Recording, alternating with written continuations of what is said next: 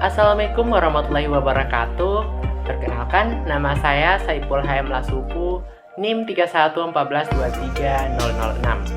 Saya dari kelas A semester 4. Dalam video kali ini, saya akan membuat video tugas UTS dari mata kuliah menulis buku ajar yang diampu oleh ibu yang izin saya sebut nama beliau, Profesor Dr. Sayama Malabar, MPD.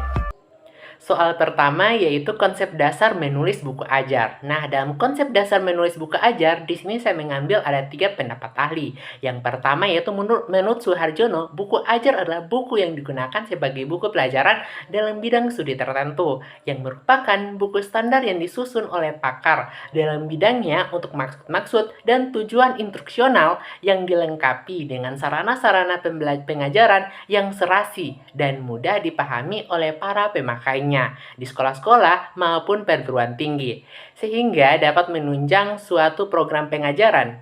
Nah, sedangkan menurut Lubis, buku ajar adalah sebuah karya tulis yang berbentuk buku yang digunakan oleh guru dalam proses belajar mengajar. Nah, di sini menurut Mintowi bahwa buku ajar merupakan salah satu sarana keberhasilan proses belajar mengajar. Nah, jadi dari beberapa definisi tersebut, maka dapat saya simpulkan bahwa buku ajar adalah buku yang disusun dalam bidang studi tertentu untuk tujuan instruksional yang dapat digunakan dalam proses belajar mengajar di sekolah maupun perguruan tinggi, sehingga menjadi sarana pengajaran yang dapat mendukung keberhasilan pembelajaran. Soal nomor 2 yaitu hubungan buku ajar dengan komponen pembelajaran. Nah, dalam komponen pembelajaran terdapat 6 komponen pembelajaran. Yang pertama yaitu hubungan buku ajar dengan pendidik. Nah, dalam buku ajar menjadi panduan yang penting bagi pendidik dalam merencanakan dan melaksanakan proses pembelajaran. Nah, buku ajar memberikan struktur materi yang jelas sehingga pendidik dapat dengan mudah menjelaskan dan mengarahkan pembelajaran sesuai dengan tujuan yang ingin dicapai. Nah, yang kedua yaitu hubungan buku ajar dengan peserta didik. Nah, buku ajar adalah sumber utama bagi peserta didik untuk memahami materi yang diajarkan. Nah, buku ajar menyajikan informasi secara sistematis dan mudah dipahami, yang memungkinkan peserta didik untuk belajar secara mandiri dan terstruktur sesuai dengan tingkat pemahaman mereka.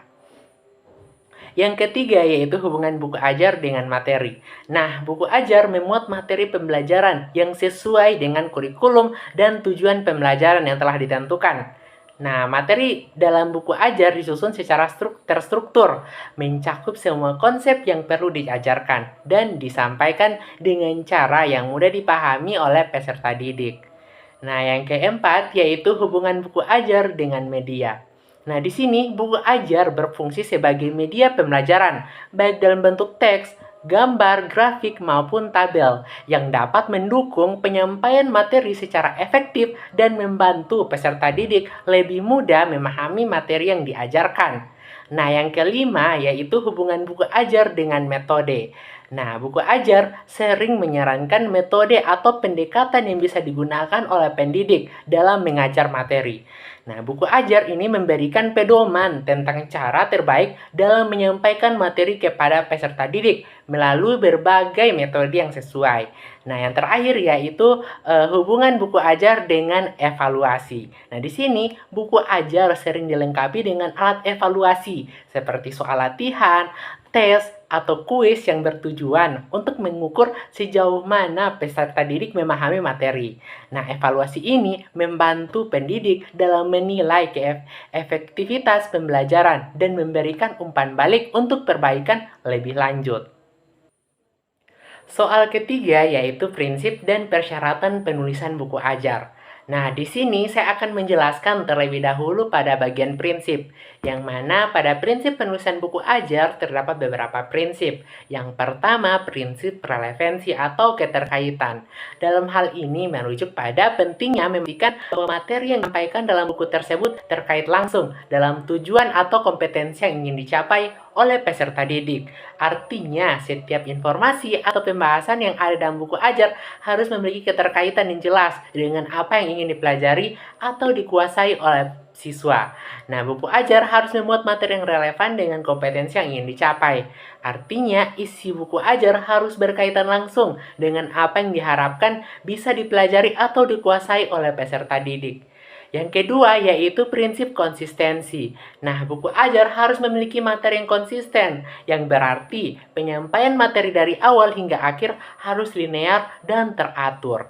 Nah, materi yang disajikan dalam buku ajar harus mengikuti urutan yang jelas, dimulai dari konsep dasar hingga materi yang lebih kompleks.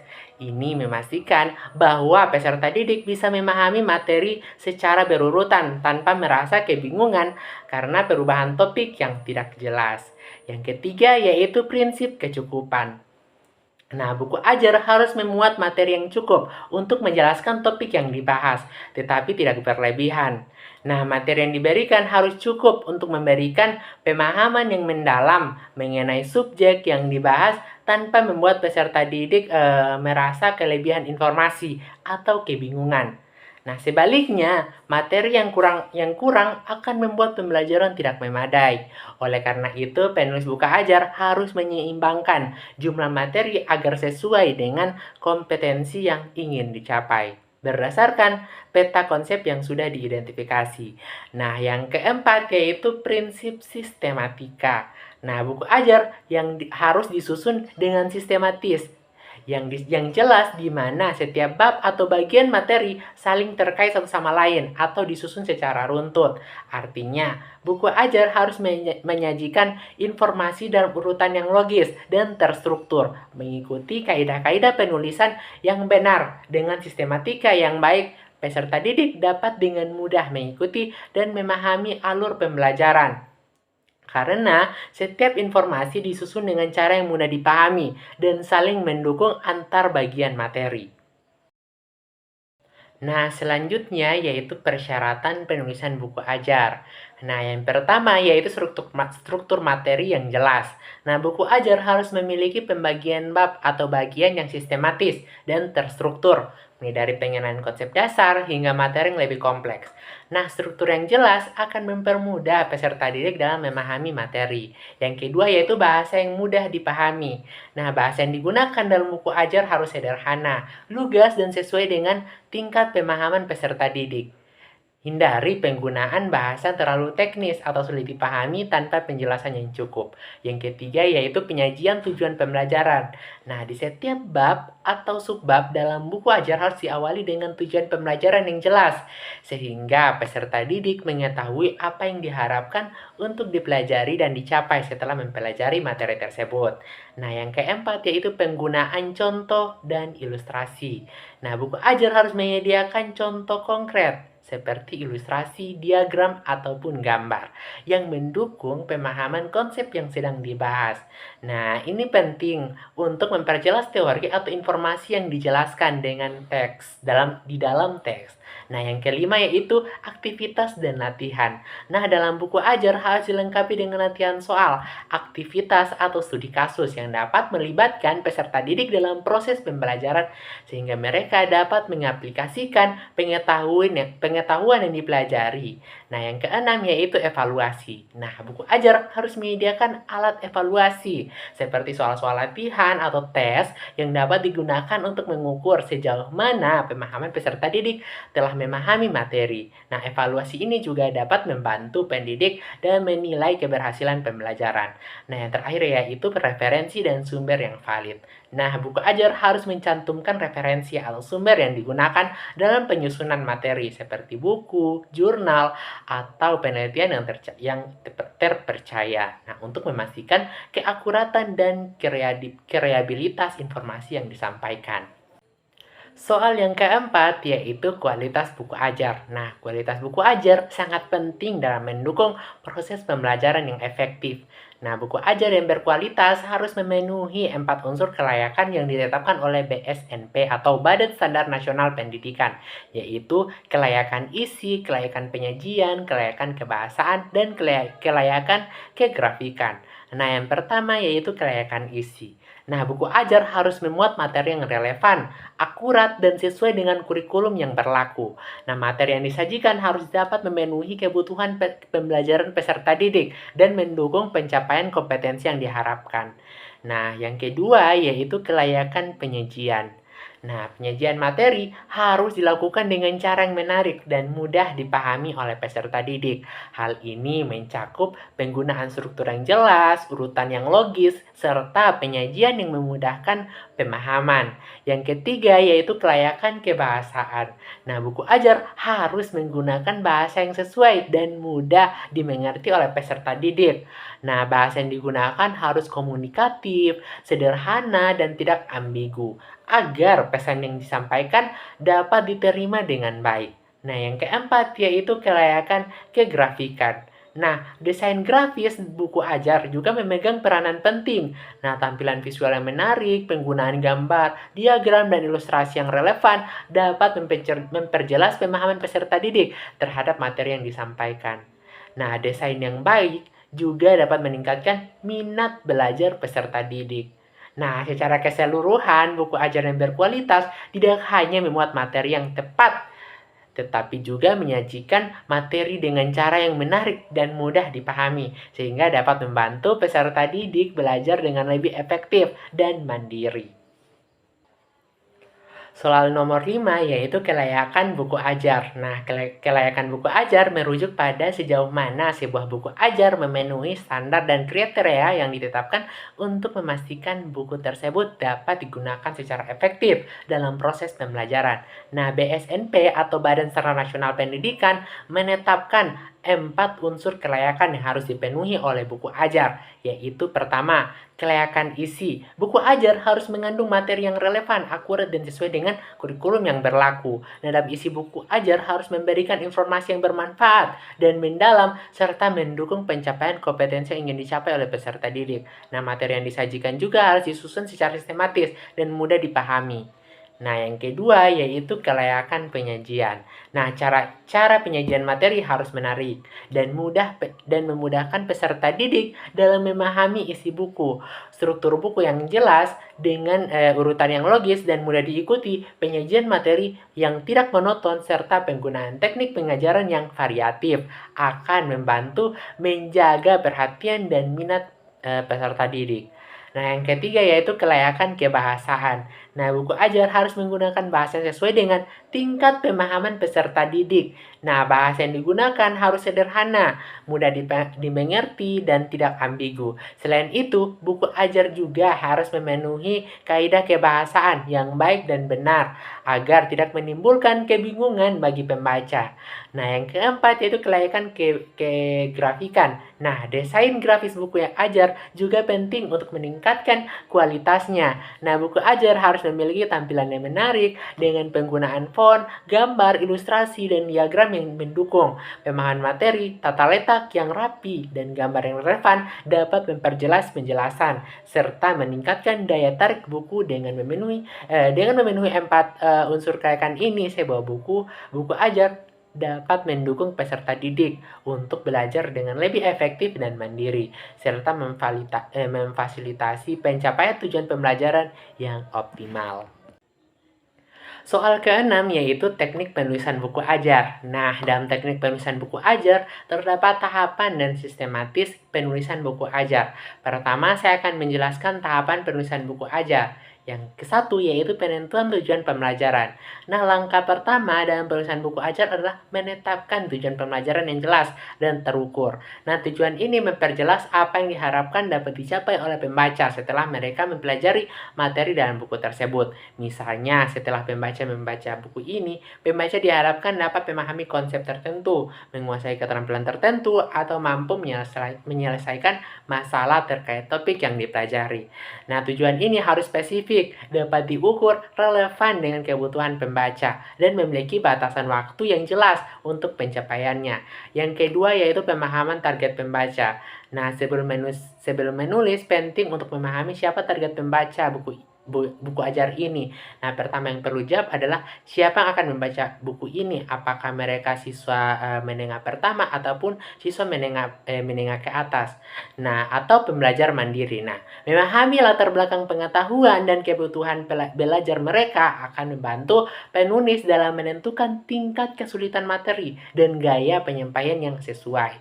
Nah, sebagai contoh, jika buku ini ditunjukkan untuk siswa sekolah menengah, bahasa yang digunakan haruslah lebih sederhana dan mudah dipahami.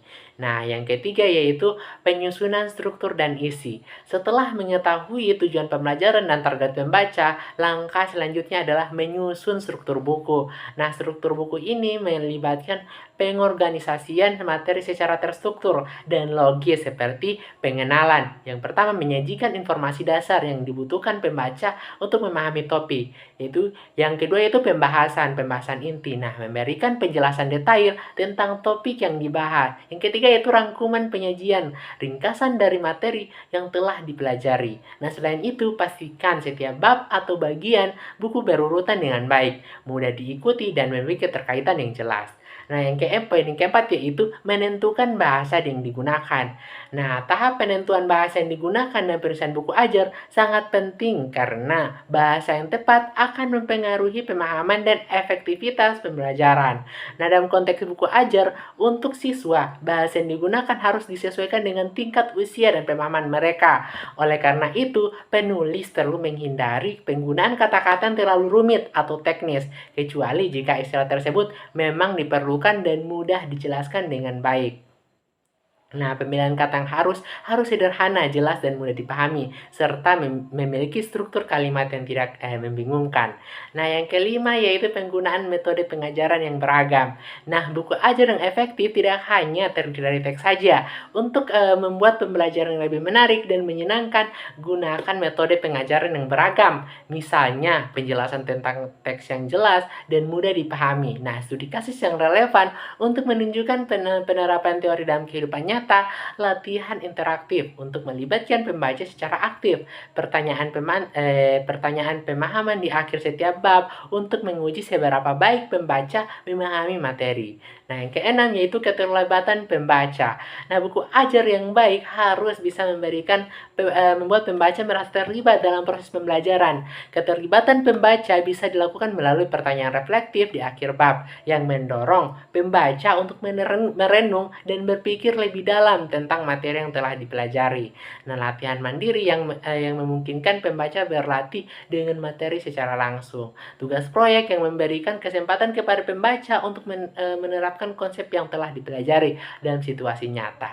Nah, yang ketujuh yaitu penggunaan ilustrasi dan grafis yang menarik. Nah, ilustrasi, diagram, dan grafik bukan hanya untuk menghias, tetapi juga untuk membantu memperjelas konsep-konsep yang mungkin sulit dipahami hanya dengan kata-kata. Misalnya, menggunakan diagram untuk menggambarkan alur proses atau grafis untuk menjelaskan data dapat membuat buku ajar lebih mudah dipahami. Pastikan gambar atau ilustrasi yang digunakan relevan dengan topik yang dibahas atau memiliki kualitas yang baik. Dan terakhir yaitu yang ke-8 yaitu peninjauan dan penyuntingan. Nah, setelah buku ajar selesai ditulis, sangat penting untuk melakukan peninjauan dan penyuntingan. Nah, ini adalah tahap untuk memastikan buku ajar sudah sesuai dengan tujuan pembelajaran yang telah ditetapkan. Bahasa dan penulisan jelas, mudah dipahami, dan bebas dari kesalahan. Selanjutnya yaitu sistematika penulisan buku ajar. Yang pertama yaitu ada halaman judul. Halaman judul merupakan bagian pertama dari buku yang mencantumkan informasi penting seperti judul buku, nama pengarang, nama penerbit, dan tahun terbit. Nah, halaman ini memberikan identitas dasar buku dan memudahkan pembaca untuk mengenali buku yang akan dibaca. Nah, yang kedua yaitu prakata. Nah, prakata di sini berisi kata pengantar dari pengarang yang menjelaskan alasan atau tujuan penulisan buku ajar tersebut. Nah, dalam bagian ini pengarang juga dapat menyampaikan konteks atau latar belakang penulisan buku serta harapan atau tujuan yang ingin dicapai melalui buku ajar tersebut. Nah, ini adalah bagian yang memberi gambaran umum kepada pembaca tentang buku. Nah, yang ketiga yaitu daftar isi. Nah, daftar isi di sini yaitu berfungsi sebagai panduan pembaca untuk menavigasi buku ajar. Di dalamnya terdapat daftar bab-bab dan subbab yang ada dalam buku, lengkap dengan nomor halaman untuk memudahkan pembaca mencari materi yang mereka butuhkan. Yang keempat yaitu bab-bab. Nah, di dalam bab-bab adalah bagian utama dari buku ajar yang berisikan materi pembelajaran. Nah, setiap bab umumnya terdiri beberapa bagian. Yang pertama yaitu pendahuluan, yaitu menguraikan latar belakang atau alasan mengapa bab tersebut penting, serta tujuan yang ingin dicapai dalam pembelajaran bab tersebut. Yang kedua yaitu isi. Nah, berisi penjelasan materi secara rinci yang menjelaskan konsep-konsep yang ingin disampaikan kepada pembaca. Yang ketiga yaitu berikan contoh. Penyediaan contoh-contoh yang relevan untuk memperjelas dan menerapkan materi atau konsep yang telah dijelaskan dalam bab tersebut. Nah, yang keempat yaitu berikan latihan ya. Di sini memberikan latihan atau tugas yang bertujuan untuk melatih pemahaman pembaca terhadap materi yang dibahas dalam bab tersebut. Nah, yang kelima itu berikan kesimpulan. Nah, di sini merangkum secara singkat materi atau konsep yang telah dibahas dalam bab untuk memberikan gambaran menyeluruh dan membantu pembaca mengingat hal-hal penting dari bab tersebut.